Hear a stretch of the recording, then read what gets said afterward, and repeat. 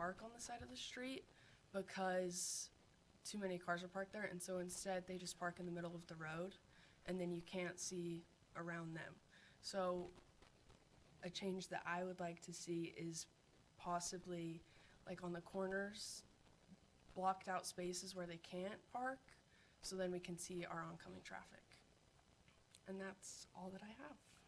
So thank you for Sarah, do you live in that area down there? Yes, I live on 400 South, or on 835 South, 700 West. So just right down there. Mm-hmm. And I drive through those apartments every day to get to work, and I've just noticed these things over the past year that they've been up. Yeah, I've driven through there several times coming back from the west part of Springville and noticed kind of the same things you have. It's kind of hard to see the stop sign. Yeah. And particularly the ice builds up on that east-west street that heads out to Main Street Right. because it's in the shade. Yeah. And so might not be a bad idea to get some kind of ice mitigation on there. Yes, as well. Yeah. So, Chief, we normally don't have discussion, but it does raise a question. Is there some sort of a law that says you can only park so close to a stop sign? And if so, how far is it? And is that enforced down in that area? Do you know? Maybe Troy would know, or? Okay. I think it's 30, isn't it? 30 feet, or is it 15? Yeah, 15. 600 south, 100 west. Yeah. Yeah. Well, I think that those are all legitimate concerns, and I think we can look into it and see what we can do for mitigation as far as parking goes, and try to improve the safety as well as the mobility along that street. So, Yeah, I would appreciate it. yeah, Thank you, you very Sarah. much, and thank you for coming. Yeah. See, we weren't that mean, were we? No, definitely not. Were you nervous? A little. You didn't act nervous at all. So, thank you very much. I'm glad that you came, Sarah. Thank Yeah. you so much. We wish Thanks. more would come, but I understand how intimidating it is to be behind that podium. So Yeah. you did a great job. So thank you. Thank you, guys. Thanks. Okay, ceremonial agenda, Arbor Day proclamation. I'm not familiar. Oh, Stacy, thank you very much. So we are just wanting to proclaim April 28th as Arbor Day here in Springville. And that's also the National Arbor Day celebration. And as a Parks Committee, or not Parks Committee, but a Parks crew, we're going to be planting some trees up at Child Park. There's a couple trees that we need to replace, and then also some places that we think we can use some trees to enhance that park. And as part of that, we'll we're going to invite the community if they want to come learn a little bit about the proper way to plant a tree and just have some information passed on. And as we're talking about trees, I wanted to just give you a couple of wow numbers. So we are officially a tree city again this year, and that makes us a tree city for 44 years.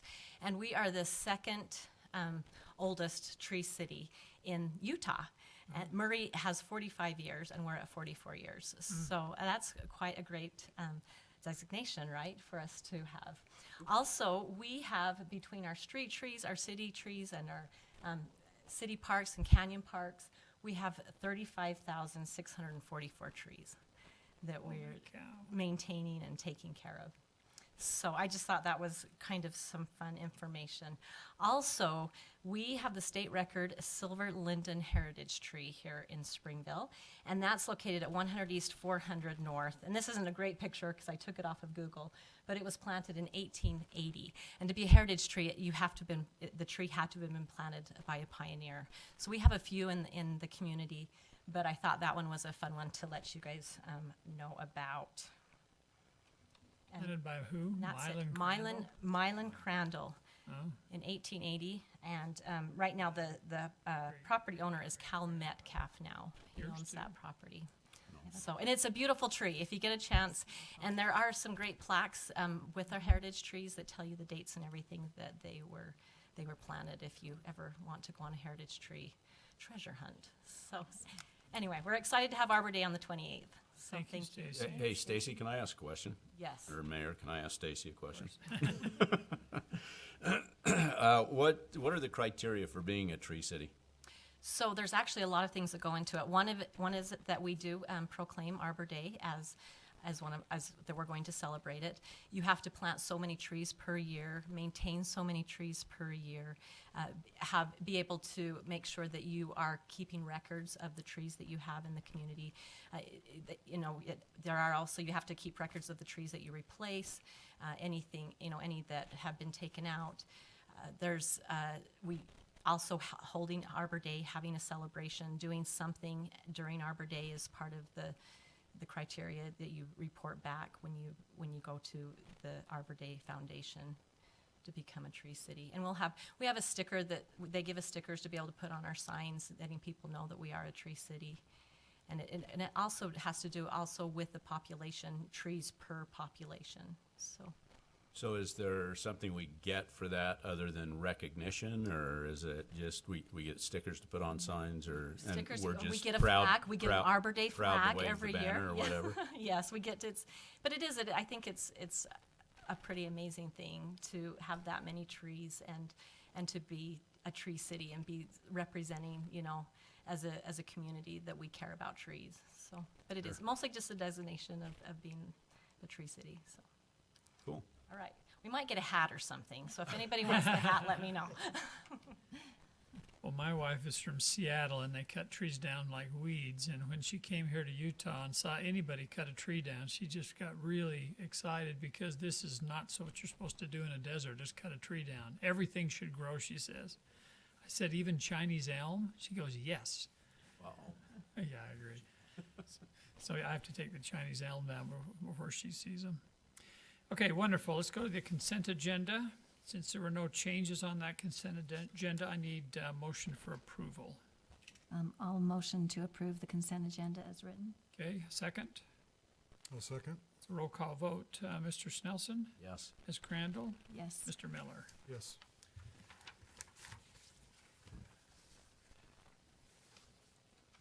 Okay, we need to have a public hearing for some parcels of ground that are going to be sold to UDOT.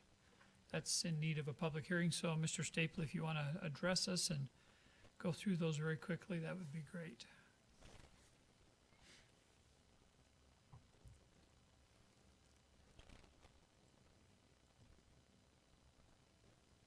So as part of the 1600 South roadway widening, UDOT is asking the city to purchase some parcels. This is the alignment where the new roadway is going to go through. Along that roadway, because the width is being increased, there are parcels that the city owns that UDOT needs to buy right-of-way for. The first parcel is next to I-15. It's a 10-acre parcel. The blue area is what UDOT's going to purchase from the city. This will probably be part of the off-ramp from the roadway itself. They're offering almost $2 million for that. It's about $10.50 a square foot for 167,000 square feet of land. Then moving towards the east, there's a property that's in Springville City's name but was purchased with Mountain Land Association of Government funds. This parcel, the blue area is what UDOT needs for part of that widening. The yellow will remain in for MAG, and that is being negotiated, the square foot price with MAG and UDOT. So that's something that we're really not involved in as far as the sale. The next parcel is just south of Jesse's Brook. I'm told it's the old dump. And the northerly parcel, you can see where the triangle is.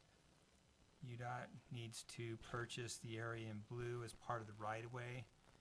The area in kind of reddish color is a perpetual easement for drainage, and then there's a temporary construction easement there. The appraisal value was $11.50 a square foot, and we're looking at about $128,900 for that. The next parcel is just north of the rodeo grounds. It's a very small parcel. UDOT wants to, and we'll have them purchase the whole thing, and we're looking at an amount of about $135,400 for those two very small parcels. And then in front of Bear River Storage, the city owns a parcel there. UDOT is also needing that for part of the right-of-way, appraised at $9 a square foot, and offering $161,600. So overall, these are the numbers, the areas, and so forth. The total comes to about $2.38 million.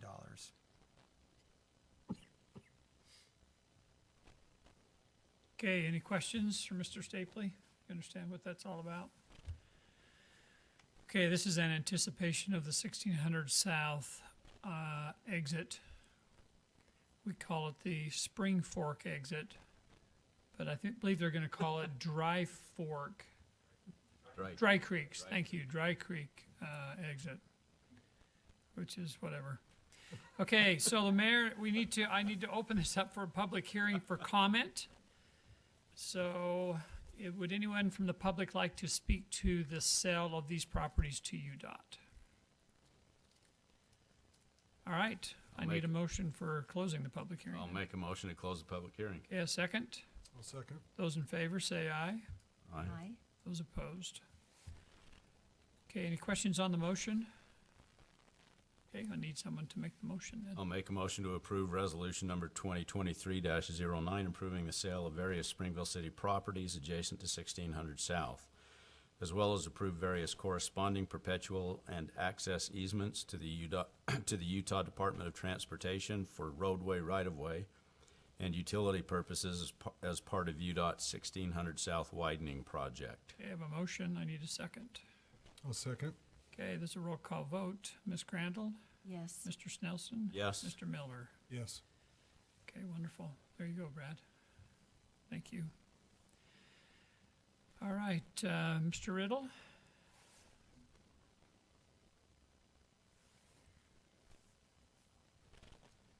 Thank you, Mayor, members of the council. We just have a quick budget amendment that we need to handle here. I know that you look forward to these. Just two items that we need to have you take a look at and approve if you're amenable to it. Two projects in our vehicle and equipment replacement fund. One was budgeted, but we had insufficient budget for the bids that we got back for replacement of radio equipment in our fire and ambulance department. So this is about I think we originally budgeted about $105,000 or $110,000, but we need an additional $16,000. So we would take that from reserves that the fire and EMS division has accumulated over time in their portion of the vehicle and equipment fund. So the appropriation would be $16,000 there. And the other one was when we planned on addressing next year in the budget, but it needs to happen sooner than that due to some service level changes from our provider. But this is our backup and data recovery technology that we need to replace some servers in order to enter into a new maintenance contract with a company called Cohesity. We've been saving funds for this, but did not put it in the budget for this year, but would like to have this done before the end of the fiscal year, and the amount for that is $63,000. So the funds are there, we're just pulling them out of reserves in order to spend them. Those are the only two items. If you've got any questions, we've got directors for both of these departments here that could address your questions if you have them. Otherwise, we'd look for a motion once you've heard comment from the public. Okay, any questions for Bruce or the directors who are here? I think the pre-read material was pretty self-explanatory, so. Okay, since it is a budget item, I need to open this up for a public comment. Any public comment in relationship to a budget change? Anybody in the public who would like to address this? Okay, I'll entertain a motion then for closing the public hearing. I'll motion to close the public hearing. Okay, a second. I'll second. Those in favor? Aye. Aye. Those opposed? Did you vote? Aye. Well, I need all three of you. All right, wonderful. So I need a motion then for the resolution to make the change on the budget. I'll make a motion to approve resolution number 2023-10 to open and amend the Vehicle and Equipment Replacement Fund budget for capital expenses applied to the fiscal year ending June 30th, 2023, as outlined in Exhibit A. I'll second. Okay, it's a roll call vote. Mr. Miller, Yes. Ms. Crandall, Yes. Mr. Snelson. Yes. Okay, thank you. Okay, Brad, I think you're up again for consider of accepting property from UDOT as part of the 1600 South. Is that something different than what we talked about? Okay.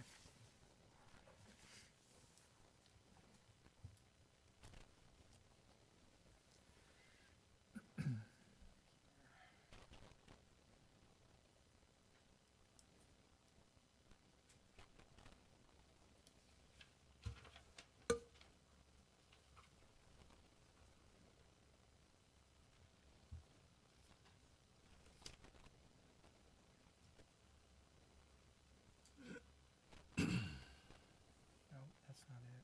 Sorry. I thought it was open.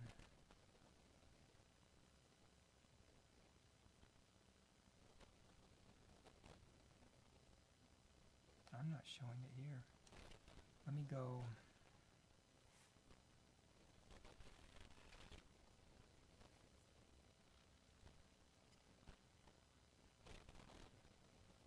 Let me run upstairs and Okay, I'm in the wrong file. okay, that's good. All right.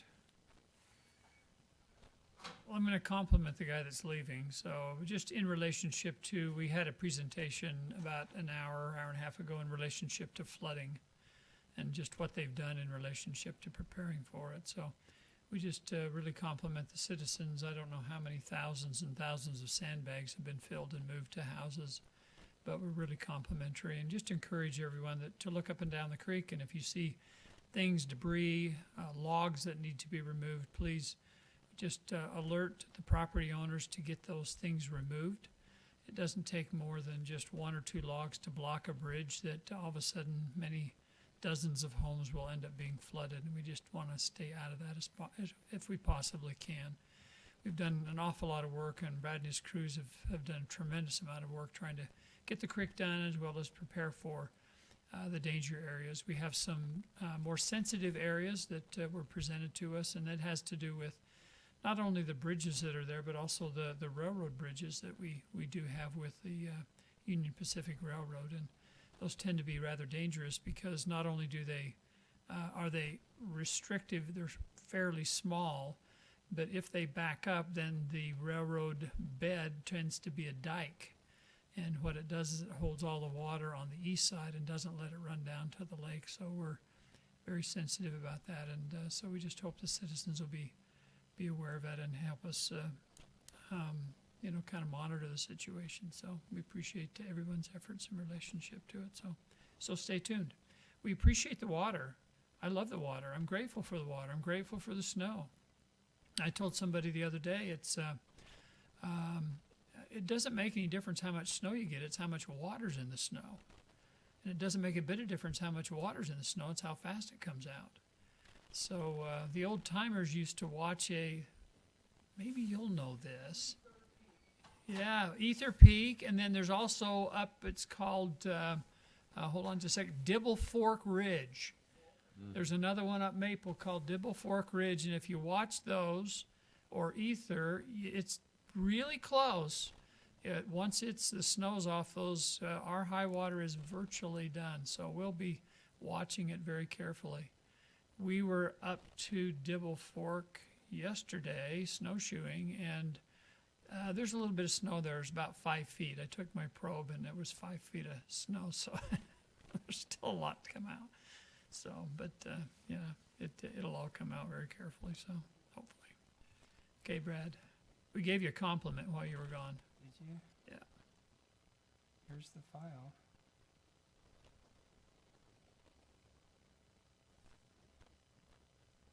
How are you going to take away that compliment? You won't. Here we go.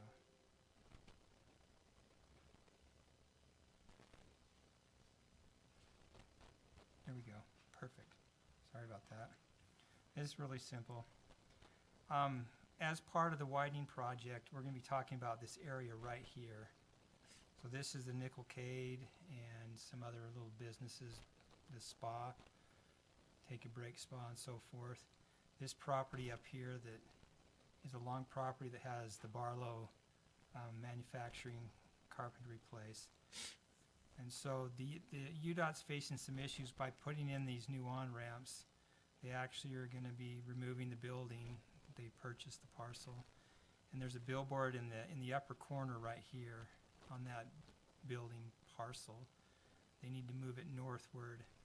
And so what the plan is that as the new frontage road comes through and turns and goes east towards 1750 west, there'll be a parcel of land that is kind of on the outside of the curve that is part of the Barlow property. What'll happen is UDOT will put that property in the city's name, and then upon application, they'll be turned over to the Barlow, or over to the billboard people, and that billboard will be relocated right there. So it's going from right here, which is right here, there's the billboard, to right here. So this is kind of a UDOT transaction. And we're part of the transaction. We're to part get of the it done, transaction. To accomplish it, yeah. That's it. Okay. All right. Any questions in relationship to that relocation of a billboard? All part of the project. Okay, I'll entertain a motion then for approval. Okay, I'll motion to approve accepting property from the Utah Department of Transportation and future quitclaim deeds as part of the 1600 South widening project. Okay, a motion, I have a second. I'll second. Okay, it's not a roll call vote, it's just a voice vote. So those in favor? Aye. Aye. Those opposed? Okay. Is there anything else that needs to be brought up? I just want to go on record. The two people that aren't here, Chris and Craig, they make our meetings so long. We are done in 32 minutes. That's almost a record. So I want to go on record. Maybe a better way of saying that is we're much more efficient without this. Well, I just want to say they're long-winded, but anyway. Okay, I'll entertain a motion for adjournment. I'll make a motion to adjourn the council meeting. I'll Yes. second. Those in favor say aye. Aye. Those opposed? Okay, thank you.